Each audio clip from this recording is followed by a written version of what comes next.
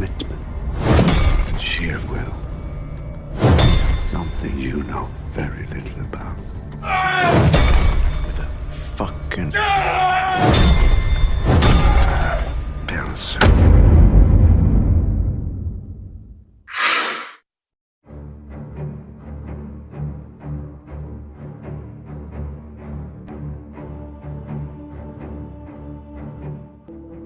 Film ini dimulai dengan adegan seseorang yang entah sengaja atau tidak sengaja menabrakkan mobilnya ke sebuah tembok. Pria itu lalu keluar dari mobilnya dan berjalan dengan langkah yang berat hingga akhirnya ia terjatuh. Nampaknya tubuhnya terluka dan tangannya berlumuran darah. Pria itu kemudian mengeluarkan HP-nya dari saku jasnya lalu membuka sebuah video dan menontonnya. Nampak di video itu seorang wanita dengan seorang pria yang ternyata adalah dirinya sendiri. Apa yang sebenarnya tengah terjadi padanya? Kenapa di tubuhnya terdapat luka dan berdarah-darah? Inilah kisah tentang John Wick, seorang pembunuh bayaran yang melegenda dan akan melakukan balas dendamnya. Tepat jam 6 pagi, alarm menyala dan membangunkannya.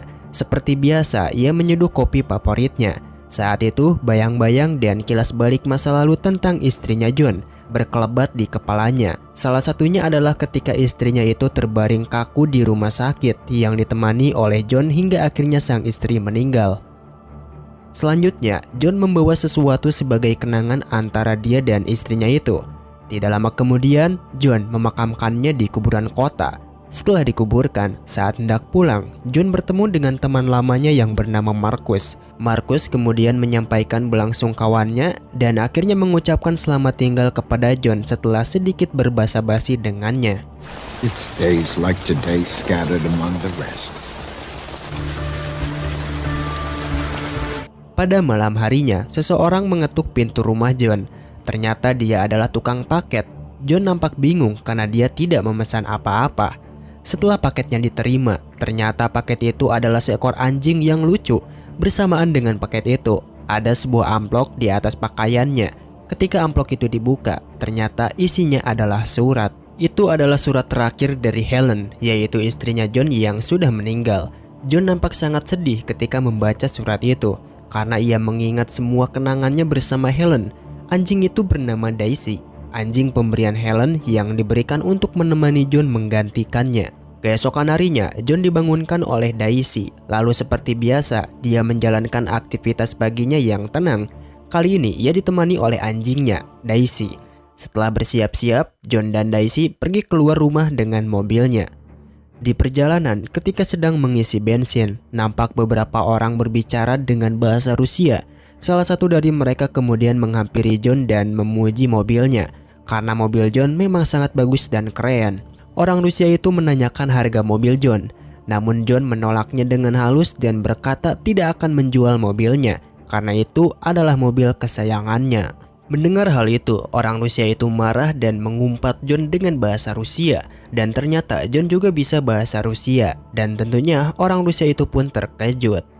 John lalu melanjutkan perjalanannya dan pergi ke sebuah bandara. Di tempat itu, dia gila-gilaan dengan mobil kesayangannya. Ia melakukan driving dan kebut-kebutan. Setelah puas, John akhirnya pulang ke rumah dan tidur. Di tengah malam, Daisy terlihat sangat gelisah dan membangunkan John. Tiba-tiba Daisy pergi keluar kamar dan John mengikutinya. Ketika John sampai ke ruang tengah, ia terbangun dengan gerombolan orang yang mendobrak masuk ke rumahnya. Mereka nampak akan merampok rumah John. Ketika John sedang kaget melihat dua orang itu, salah satu dari mereka yang berada di belakang John tiba-tiba memukul kepalanya dengan alat pemukul baseball, sehingga menyebabkan John jatuh tersungkur. Gerombolan maling itu kemudian mengeroyok John hingga John pingsan.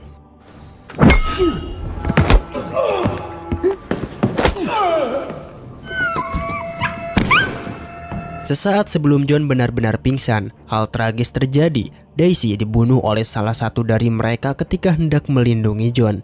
Saat itu mereka berbicara dengan bahasa Rusia yang membuat John sadar bahwa mereka adalah orang yang ditemui di pom bensin hari itu. Salah satu dari mereka sangat menginginkan mobil kesayangan John itu, sehingga mereka merampoknya dari John.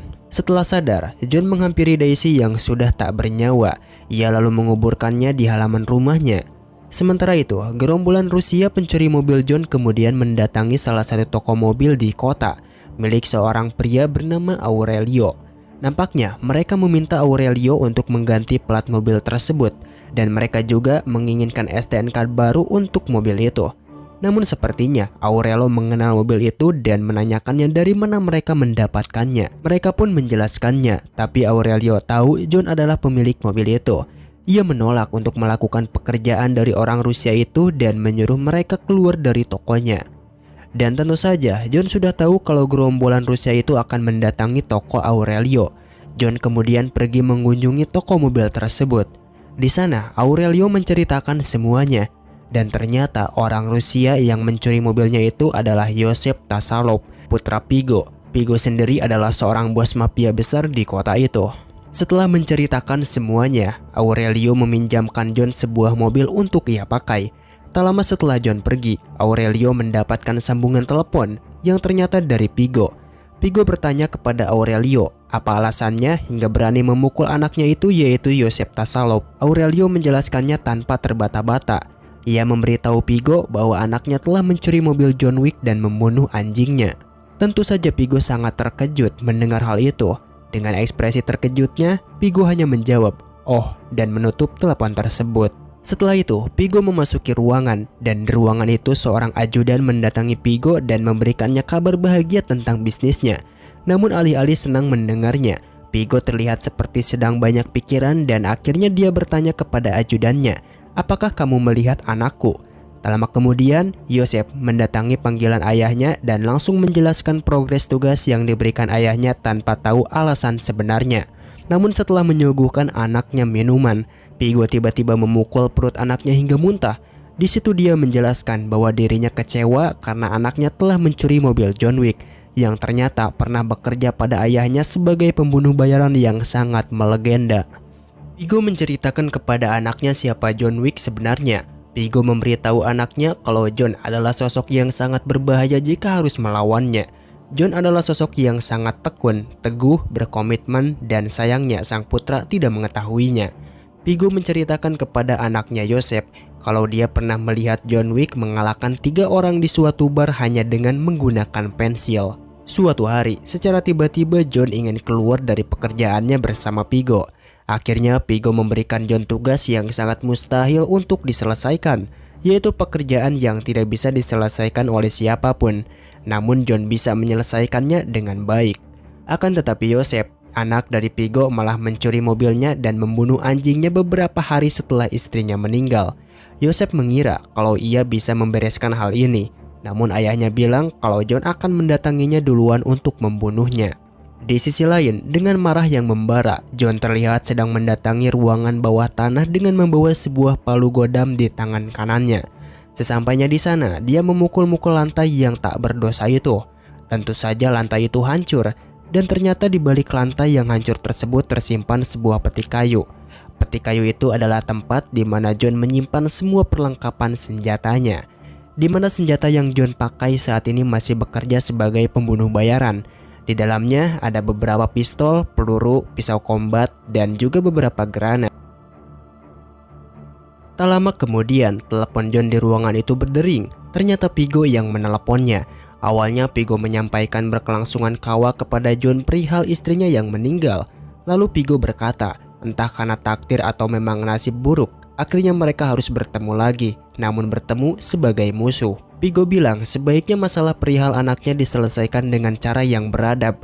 Namun John hanya diam tidak menjawab dan akhirnya menutup telepon itu. Pigo tahu apa yang akan terjadi ke depannya dan tanpa basa-basi dia memerintahkan ajudannya untuk mengerahkan semua pasukan yang dimilikinya. Malam itu juga seluruh pasukan Pigo mendatangi rumah John dan tentu saja John sudah tahu itu akan terjadi dan ia sudah mempersiapkan diri untuk menghadapi mereka. Akhirnya di rumah itu terjadilah hal yang tidak bisa dihindari oleh kedua belah pihak. Alih-alih dikeroyok, John nyatanya dapat menghabisi mereka semua sendirian.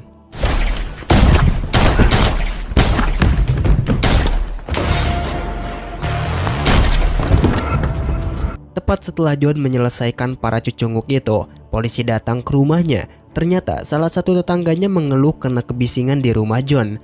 Tampaknya John dan polisi yang bernama Jimmy itu sudah saling mengenal satu sama lain. Setelah menjelaskan beberapa hal dan melihat keadaan, Jimmy akhirnya pergi dari rumah John. Setelah itu, John nampak menelepon seseorang lewat telepon di ruang bawah tanahnya. John berkata bahwa dia ingin memesan makanan malam untuk 12 orang. Ternyata telepon itu adalah kode untuk memanggil temannya John yang bernama Charlie untuk membereskan 12 mayat di rumahnya.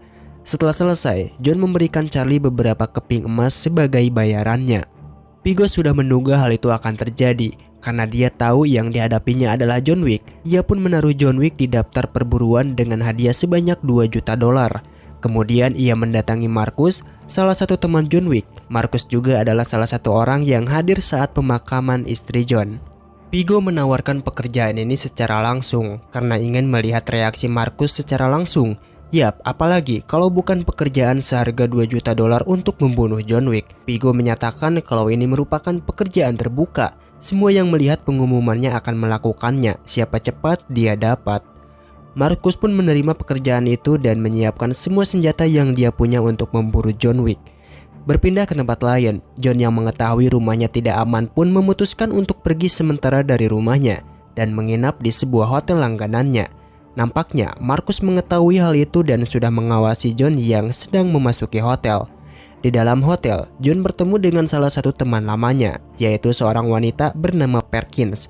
Selanjutnya, John pergi ke meja resepsionis dan memesan sebuah kamar. Resepsionis itu memberi John kamar nomor 818 dan berkata senang mengetahui Mr. Wick kembali ke sana.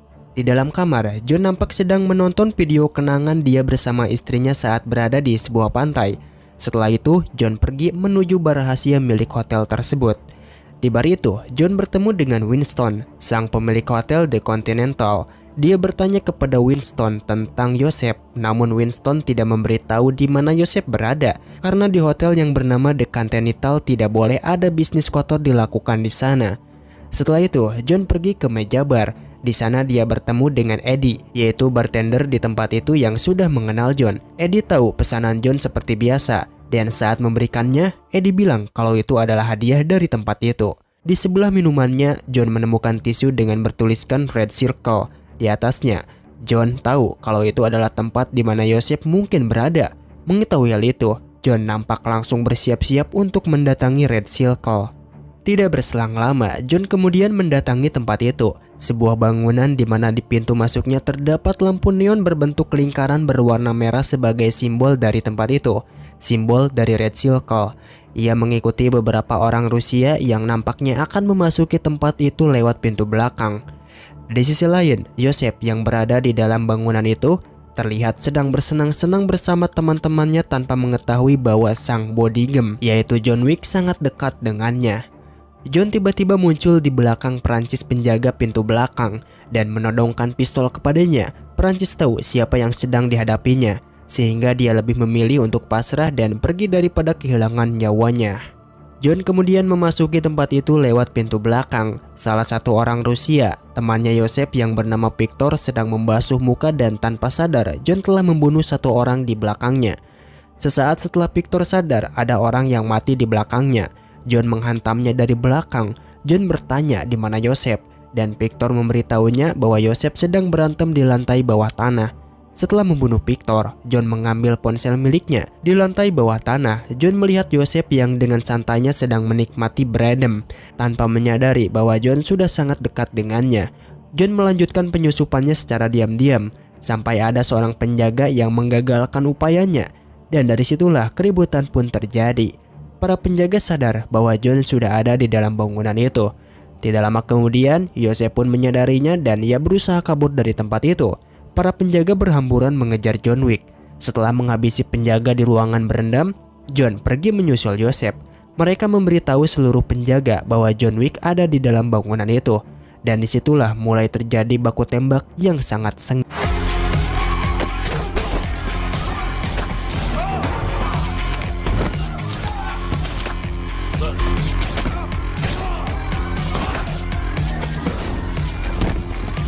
Di sisi lain, Joseph berhasil kabur dari bangunan itu bersama temannya menaiki mobil.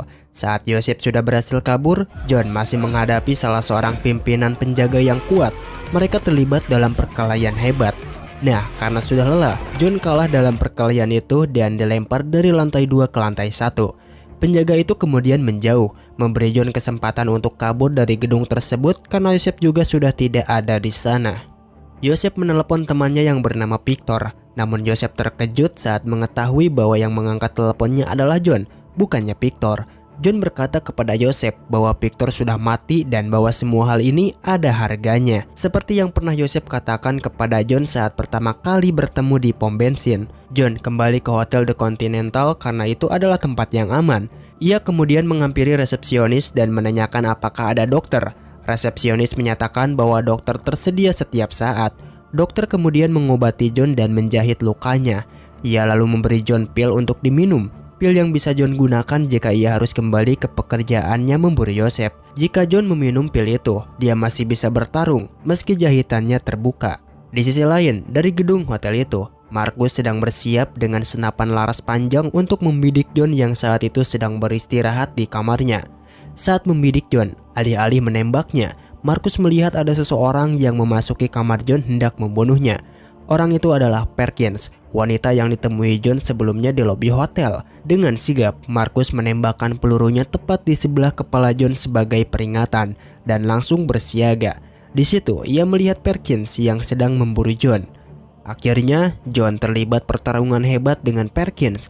Saat mereka sedang berkelahi, telepon kamar berdering. John tidak bisa langsung mengangkatnya karena sedang bertarung dengan Perkins. Setelah berhasil mengatasi Perkins, John pun mengangkat telepon tersebut. Ternyata itu adalah telepon dari resepsionis hotel yang menyatakan bahwa mereka menerima banyak keluhan soal suara bising di kamar John. John menjawab bahwa dia sedang mengurusi tamu tak diundang. Perkins terlihat sedang merangkak keluar kamar karena tidak mampu berdiri lagi. Saat John mendatanginya, ia menodongkan pistol ke kepalanya. John meminta informasi dari Perkins sebagai imbalan keselamatan nyawanya. Akhirnya, Perkins memberitahunya informasi tentang tempat di mana Pigo menyimpan hartanya, yaitu di sebuah gereja dekat pengadilan Shannon di daerah bernama Little Russia. Sesaat setelah John membuat Perkins pingsan, ada seseorang di belakang John yang bertanya, "Apakah aku mengenalmu?" Saat mereka saling melihat, mereka saling menyapa. Orang itu adalah Harry, teman John. John lalu menawarkan koin emas kepada Harry jika ia mau menjaga Perkins, dan tentu saja Harry menerimanya. Keesokan harinya, John mendatangi gereja yang disebutkan oleh Perkins. Tanpa ragu, John memasuki bangunan itu dan berjalan ke arah altar. Seorang pendeta menghampiri John dan bertanya apa yang ia butuhkan. Namun John malah menembak si pendeta. Orang-orang Rusia di dalam gudang langsung bersiap mengambil senjata. Namun John sudah lebih dulu menembaki mereka. My son, how might I help you?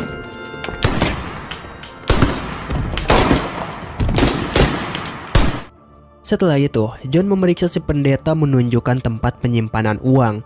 Di tempat itu, John berhasil memaksa pendeta untuk membuka kuncinya. Lalu tanpa basa-basi, John membakar semua harta milik Pigo setelah mengumpulkannya jadi satu dan pergi dari tempat itu. Berpindah ke motel, tepatnya di kamar Harry. Perkins yang diborgol duduk di kursi. Harry memberitahunya bahwa apa yang dia lakukan melanggar peraturan Hotel The Continental dan telah membuat manajemen hotel marah. Saat Henry sedang menjelaskan hal itu, Perkins mematahkan salah satu tulangnya untuk bisa keluar dari borgol. Setelah berhasil, Perkins langsung membunuh Harry. Kembali ke gereja, di sana Pigo datang bersama pasukannya. Ia membunuh sang pendeta yang sedang keluar dari halaman gereja sambil mengomel karena kesal hartanya dibakar. Saat itu juga John beraksi. Ia mulai menembaki Pigo dan pasukannya. Terjadilah baku tembak antara John dan anak buah Pigo. Salah seorang pasukan Pigo yang sedang mengintai berhasil menabrak John dengan mobil. Di situ, John akhirnya tertangkap oleh Pigo. Pigo menyekap John di sebuah ruangan. Dia memberitahu John betapa kesalnya dia karena bukan hanya uang yang terbakar di gereja itu. Alih-alih ketakutan, John malah tersenyum dan berkata bahwa dia menikmatinya. Pigo meminta John untuk berhenti karena dia pikir anaknya hanya pencuri sebuah mobil biasa dan seekor anjing biasa juga. Namun John menolak. John berkata kepada Vigo bahwa itu bukan anjing biasa. Anjing itu adalah hadiah terakhir dari sang istri tercinta. Tempat John berbagi kesedihan. Vigo nampaknya tidak peduli. Ia melangkah keluar ruangan meninggalkan John. Akhirnya, 2 orang dari pasukan Vigo hendak membunuh John dengan mengantongi kepalanya menggunakan plastik agar kehabisan napas. Namun ternyata Marcus telah mengawasi mereka dengan senjata laras panjangnya. Marcus menyelamatkan John dengan menembak salah satu dari orang itu. Orang yang satunya lagi berkelahi dengan John dan John berhasil menghabisinya. John kemudian berlari keluar gedung dengan membawa senjata dari salah satu pasukan Vigo dan mengejar mobil yang dibawa Vigo. John berhasil mendapatkan Vigo dan membuatnya berhenti. Di sana John membuat Vigo sangat ketakutan dan panik. John berjanji akan melepaskan Vigo jika dia memberitahu di mana anaknya berada.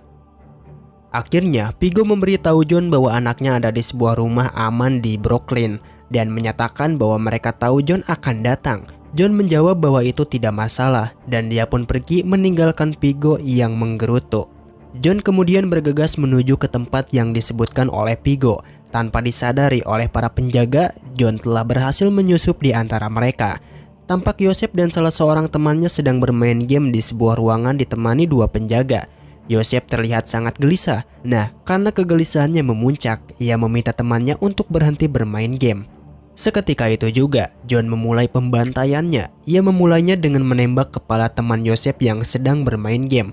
Saat itu juga, suasana menjadi tegang dan panik. Para penjaga satu persatu diserang. Salah satu penjaga di ruangan Yosef tertembak tepat di kepala. Penjaga lainnya langsung menyuruh Yosef untuk menunduk sambil pergi dari tempat itu. Tanpa basa-basi, John langsung menembak Yosef yang sedang berlari tepat di perutnya. Yosef pun jatuh tersungkur. Lalu sambil mendekatinya, John membunuh Yosef dengan menembakkan peluru tepat di kepalanya tanpa membiarkan Yosef berkata-kata. Di sisi lain, Vigo tampak sedang pasrah menerima nasibnya sambil merokok. Ia tak bisa berbuat apa-apa dalam keadaan ini. Tak lama setelah kejadian itu, Vigo mendapatkan telepon dan mengatakan kepada orang di balik telepon itu untuk membuat persiapan. Wajahnya pun nampak sangat marah dan kesal. Setelah menyelesaikan pembalasan dendamnya, John pergi ke hotel untuk melakukan check out. Ia hendak pergi dari hotel karena pekerjaannya sudah selesai. Sesaat sebelum pergi, resepsionis menyerahkan kepada John sebuah hadiah dari manajer hotel, berupa kunci mobil sebagai hadiah perpisahan dan kompensasi atas kejadian penyerangan oleh Perkins. Beberapa saat kemudian, John mendatangi sebuah danau. Di sana tampaknya dia menunggu seseorang sambil menikmati pemandangan. Tidak lama kemudian datang teman terbaiknya, yaitu Marcus. Marcus berkata kepada John, "Berapa kali aku harus menyelamatkan nyawamu?" John menjawab bahwa dia sangat menghargai hal itu. Ternyata ada seseorang yang sedang mengawasi mereka berdua, dan orang itu adalah Perkins. Saat itu, Perkins sadar bahwa Marcus adalah orang yang menyelamatkan nyawa John malam itu di hotel.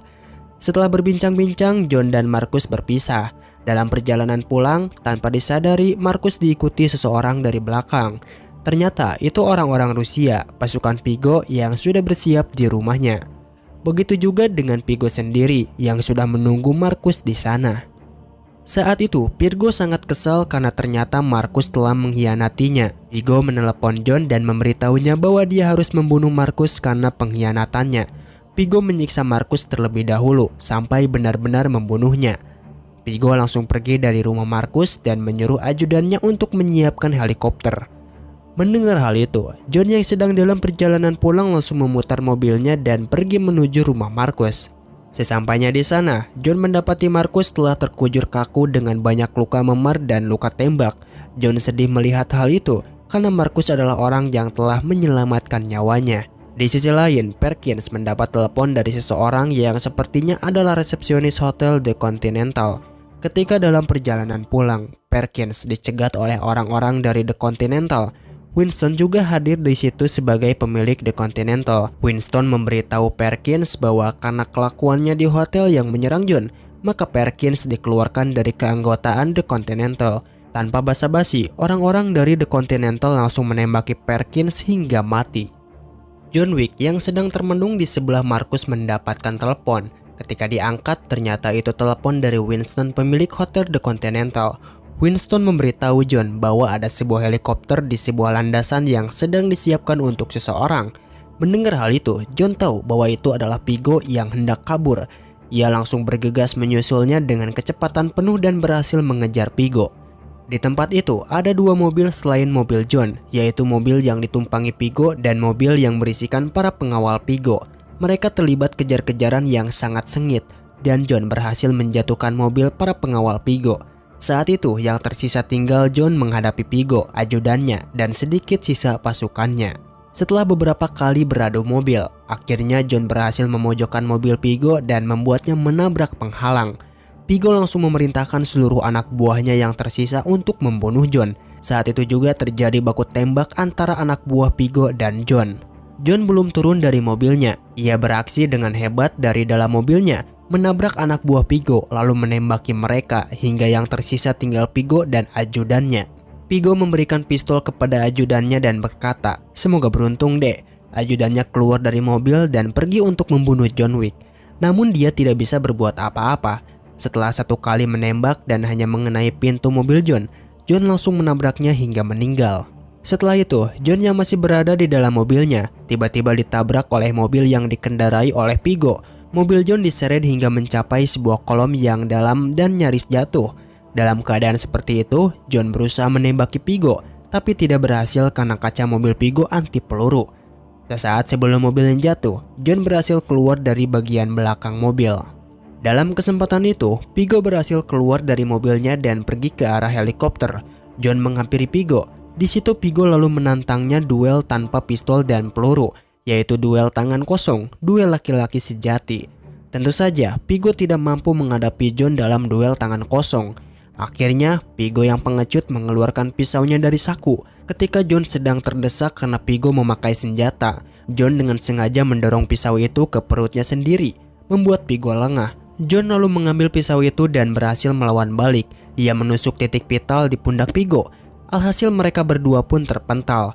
Dua pria itu saling berhadapan, saling bertatap mata, sampai akhirnya Vigo mengucapkan sampai jumpa kepada John dan menutup matanya untuk selama-lamanya. John bangun dan pergi dari tempat itu dan mengendarai mobil yang dipakai Vigo. Ternyata itulah penyebab luka tusukan di perutnya yang ditampilkan dalam scan awal tadi. John lalu bangkit kembali dan membobol sebuah pintu yang sepertinya adalah tempat dokter hewan. Dengan tertatih-tatih, ia berusaha mengobati dan menjahit lukanya sendirian. Di tempat itu terdapat banyak anjing. Dia memperhatikan seekor anjing yang mengingatkannya pada Daisy. John berkata pada anjing itu, "Ayo kita pulang." Dan akhirnya John Wick pertama pun selesai.